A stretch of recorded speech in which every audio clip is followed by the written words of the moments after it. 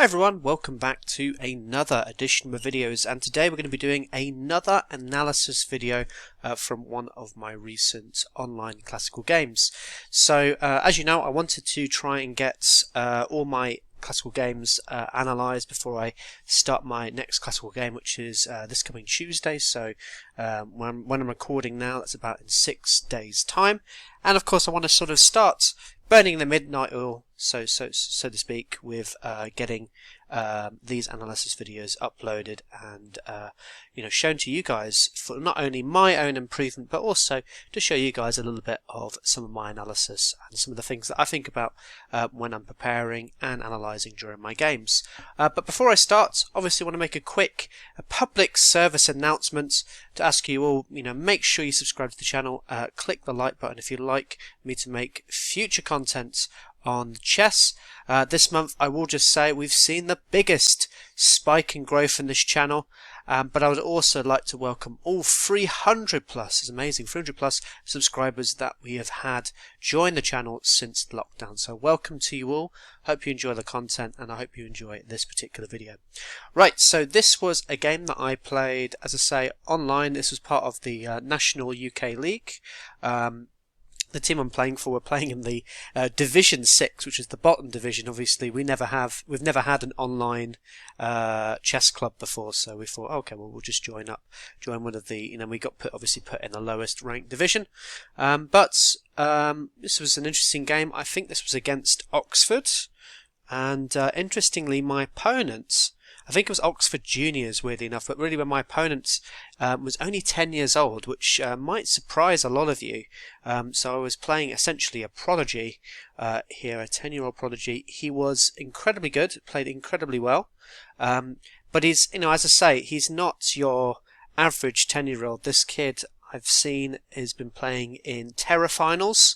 For those who don't know what that is the final stage of the UK Chess Challenge, which is played amongst, I believe, something like in the region of 100,000 kids across the country.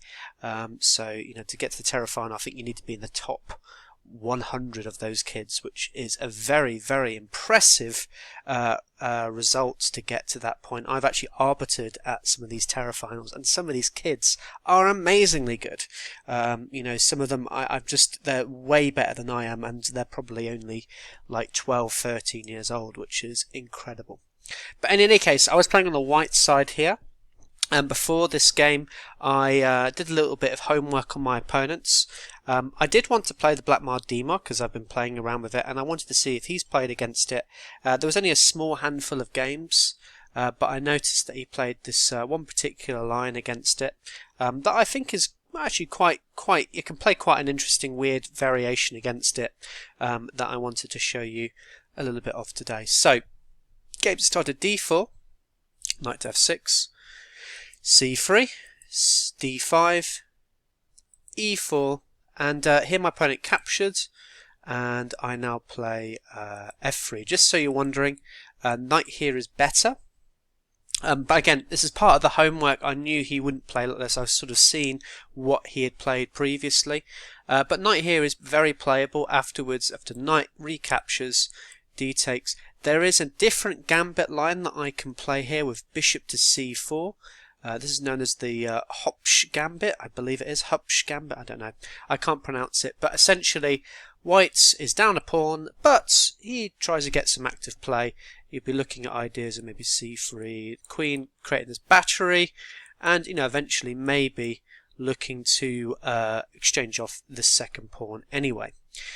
Still quite in the theme of the Blackmar-Diemer, going down the pawn, getting a lot of development, getting a lot of things going on. But he doesn't play that. We have a transposition back into the main line.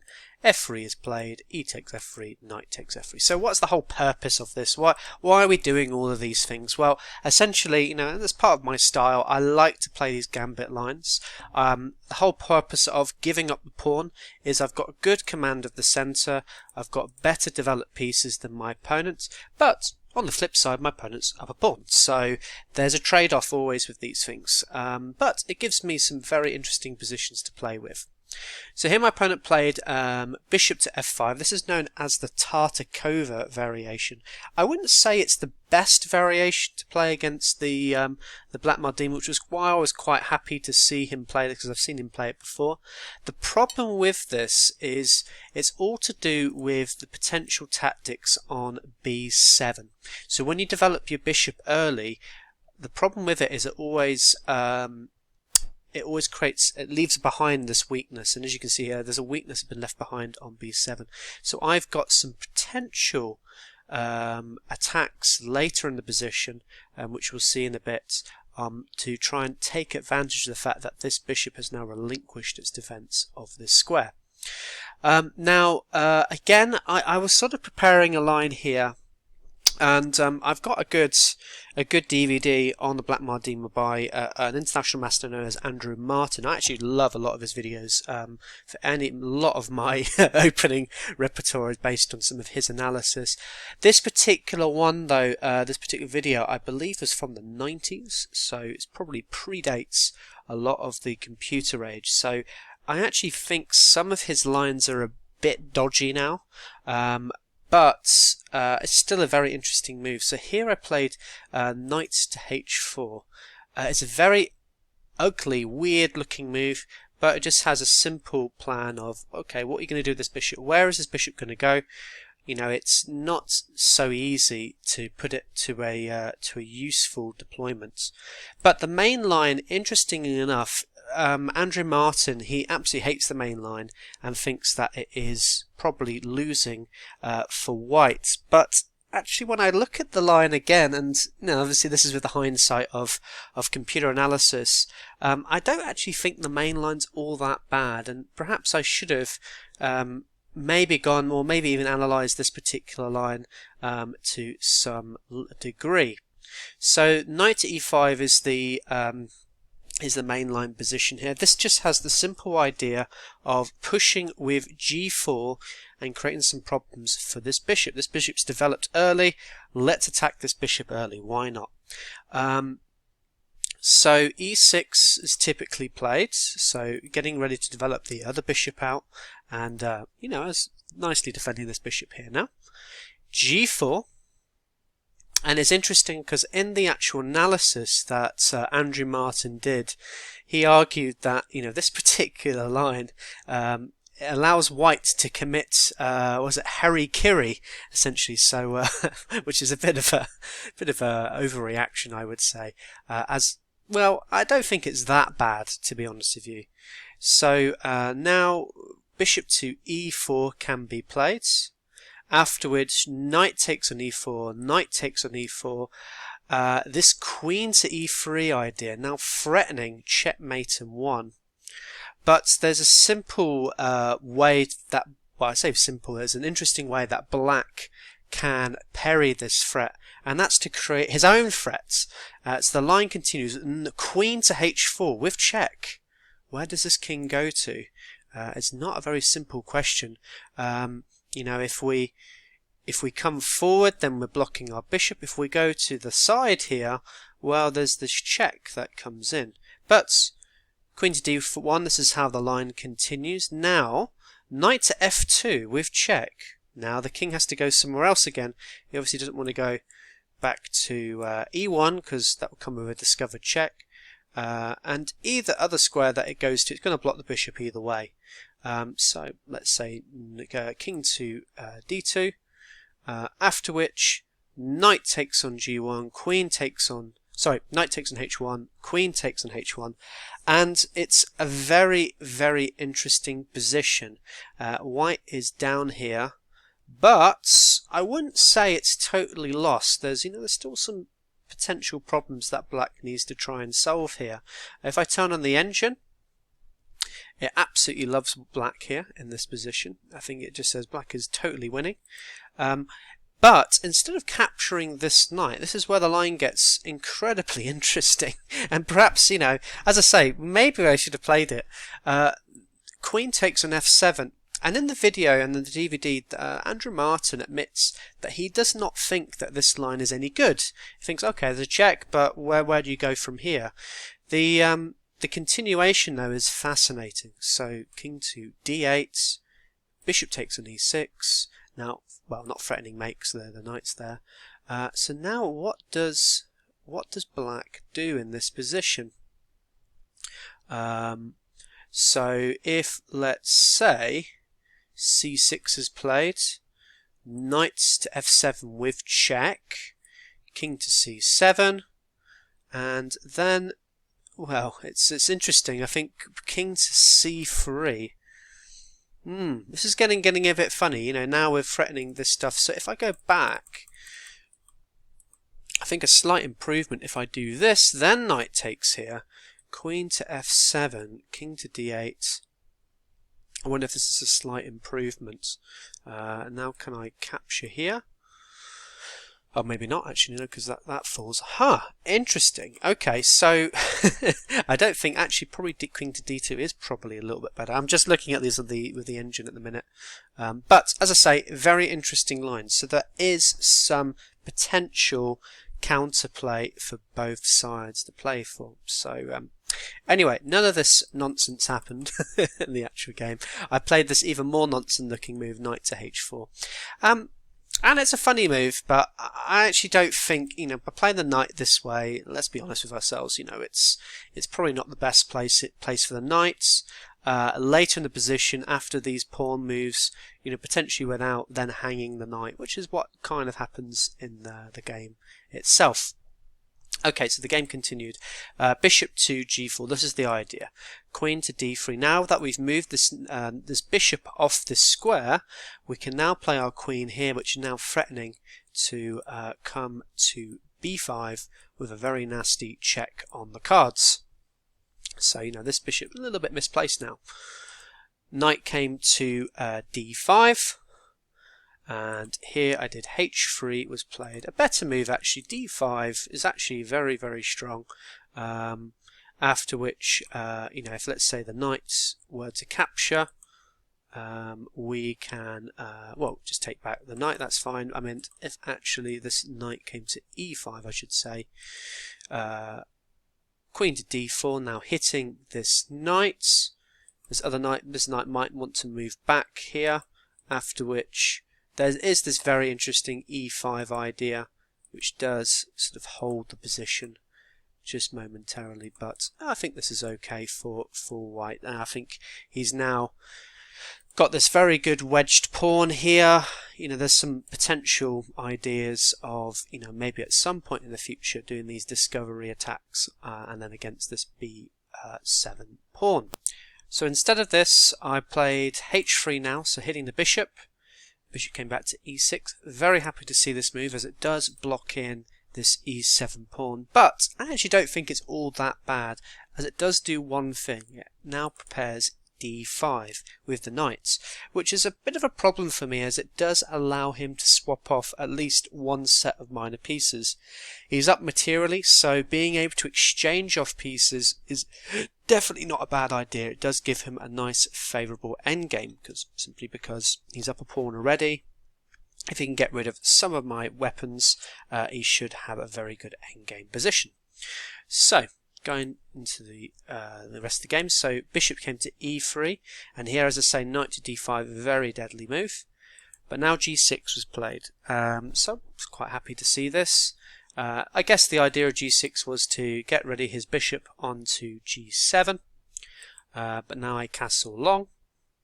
Knight came to d5, but it's one move too late, unfortunately, as now it does allow me to play the move knight takes on d5, bishop takes on d5, and then c4.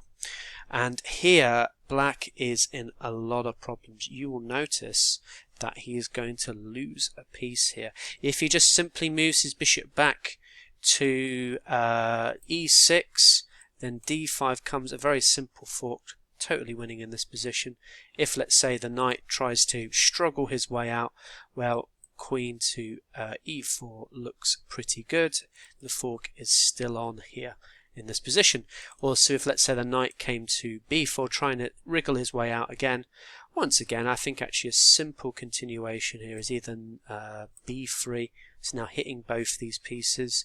I could also play d4 as well, This is interesting though, because I think after knight takes on a2, king to b1, now after knight came back, we can be very happy with this position as the rook then falls here. So it's a very, very cool little line actually.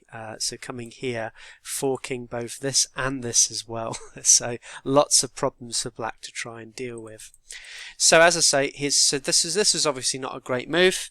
He tried knight to b4, trying to wriggle his way out. I put my queen to b3. Now the fork is on. He put his bishop to e4, saving the bishop, and I capture the knight. I'm up in this game now. e6 is played, a really cheeky move, and I think just goes to show, you know, this kid is a very strong player. He recognised that with this move, it looks as though he's forking both my knight and my queen. Thankfully, I have one move that saves, a few moves actually to say, that saved me here. Queen to e1 can be played. And I'm now defending the knight. I've got a simple plan here. Try and get my knight back to f3. Maybe look to swap off these bishops because I'm up in the game. You know, if you're up materially, it's always good to swap off pieces as it allows you to get, you know, much better endgame positions to play with. So this is my strategy here. I've got a very nice centre. Let's try and swap off and win the game. I could have, in theory, there was another move I could play that's the computer engine does love, but I think it leads to a lot more complicated position. So queen to b5 could have been played. So if, let's say, c6 was played to block this check, where do I go from here? Well, queen to e5, again taking advantage of this this particular threat. If, let's say, the queen captures on h4, which is the best move, queen takes on h8. So I'm just up materially there. Going back, if, let's say, the bishop came back here, and now I played this move, once again hitting the rook, maybe rook to g8, I can retreat safely with my knight. This position's even nicer. I would even say white is just totally winning in this position. So, in the actual game, so I just came back with my queen. I didn't want to overcomplicate things a bit too much. Now defends the knight. Queen came to d7, aiming to come to a4. A very nice move for my opponent. Again, just creating problems for me. I've got to now deal with this threat, but it's not so simple. If I play a move like b3, for example, here, this is a total blunder, as now bishop to a3, a lovely move. The king has only got one square it can go to. It can only go here. After which, bishop to b4 check, hitting the queen. A lovely move. So very, very nice. Very, very nice move if he did play this. But obviously, I wasn't going to fall for stuff like that. I put my my bishop to d3. I'm just trying to swap off pieces. He obliged. I took his. Queen came to a4. And now I shuffled my king over to b1. I am going to lose potentially my c pawn here, but I've got a counter attack. If he does capture, I put my queen here and then hitting his c7 pawn potentially. Castles long was played, which probably wasn't the best move, but you know, he's got to try and find some ways to find counterplay here. As I now put my queen to c3. Now looking to swap off the queens. Bishop to b4, queen to b3, I swap off a few pieces, bishop came back to e7, and now I've got a very nice position. My knight came back to f3. I was very happy with this. You know, I was looking at, well, I'm now going to be threatening to come to e5, hitting his f7 pawn, which has an added bonus of forking the two rooks. So it's a very nice. f6 was forced here, which is very, it's just not very nice, this position at all. So I've got a very nice game to play with here, but you know, I started to go a little bit weird in this position. I think I was, you know, although looking at my clock, I had very good time control. I still had 24 minutes, or so, just under 25 minutes. My opponent was on 24 minutes. You know, I think I probably should have spent a bit more time to try and find a good potential plan here. I think what I wanted to first do was maybe get my rook centralized and start opening up the position. When you're ahead in position, it's always good to open up the position, as you know, it will allow you to start infiltrating, creating problems for your opponent. My king is absolutely safe here. I think on b1 there's no problems whatsoever. It's not going to be ever hit by this bishop, so I don't ever need to worry about it. So, you know, I maybe should have just done stuff like this. I think this would have been absolutely fine. But for whatever reason, I didn't do that. So I think for whatever reason, I was worried about this e5 push. So if I tried to do this stuff, I was really worried about e5 for some reason. So if I just did this immediately, e5 is a really annoying move. But here, I can still, well, no, I can't actually.